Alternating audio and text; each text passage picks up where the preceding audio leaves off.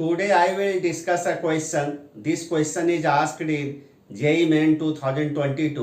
देखिए ये क्वेश्चन आपका क्या है कि if the projection of this vector, तो इस वेक्टर को हम लोग वेक्टर ए मान लेते हैं, तो vector A is equal to क्या हो जाएगा 2i plus 4j minus 2k, और ये जो सेकेंड वेक्टर दिया हुआ है इसको हम लोग वेक्टर बी मान लेते हैं, तो vector B is equal to आपका क्या हो जाएगा i cap plus 2j cap plus alpha k cap.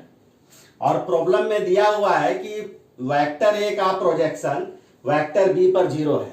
हम लोगों को ये रिजल्ट मालूम है कि अगर projection of vector A on vector B ये होता है आपका ए और बी का डॉट प्रोडक्ट ले लेते हैं, और जिस वेक्टर के ऊपर प्रोजेक्शन निकालना, किसके ऊपर प्रोजेक्शन निकालना, बी के ऊपर, तो वेक्टर बी के मैग्नीट्यूड से ए डॉट बी को हम लोग डिवाइड कर देते हैं। और प्रॉब्लम में दिया हुआ है कि ए का प्रोजेक्शन आपका बी के ऊपर आपका 0 है, तो ये आपका दिया हुआ है, तो दिस इज इक्वल टू क्या हो जाएगा A dot B divided by आपका क्या हो जाएगा वेक्टर बी का मैग्नीट्यूड। तो यहाँ देखिए इसको क्रॉस मल्टीप्लाई कर दीजिए, क्रॉस मल्टीप्लाई करिएगा तो क्या हो जाएगा A dot B is equal to क्या हो जाएगा 0 मल्टीप्लाइड बाय वेक्टर बी का मैग्नीट्यूड, ये सिंपली आपका क्या हो जाएगा 0। और हम लोगों को ये मालूम है कि ए डॉट बी को हम लोग लिख सकते हैं ए का x component multiplied by B का एक्स कंपोनेंट प्लस ए का y component multiplied by B का वाई कंपोनेंट प्लस ए का z component multiplied by B का जेड कंपोनेंट, और इक्वल टू ये आपका क्या है 0।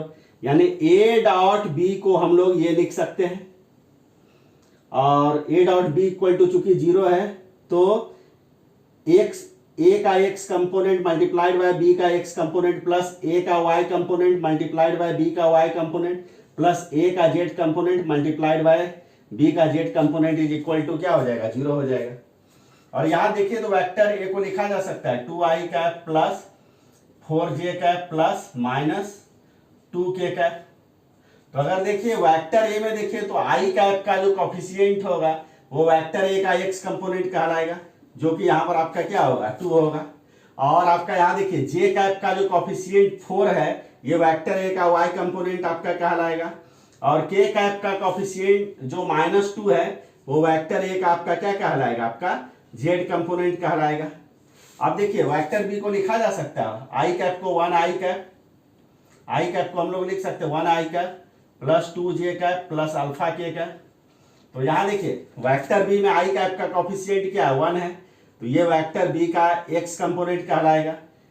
j कैप का कोफिशिएंट क्या है 2 है, तो ये वेक्टर बी का y कंपोनेंट आपका कहलाएगा।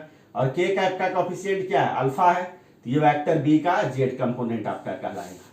अब हम लोग क्या करते हैं इस रिजल्ट में देखिए ax bx, ax 2 है bx 1 है, तो यहाँ पे सबसे पहले इसके जगह पर रख दीजिए 2 मल्टीप्लाइड बाय 1 प्लस देखिए a का y कंपोनेंट और b का y कंपोनेंट, यानी ये क्या हो जाएगा 4 2 प्लस देखिए a का z कंपोनेंट आपका क्या -2, b का z कंपोनेंट क्या अल्फा है, ये क्या हो जाएगा -2 multiplied by alpha equal to 0।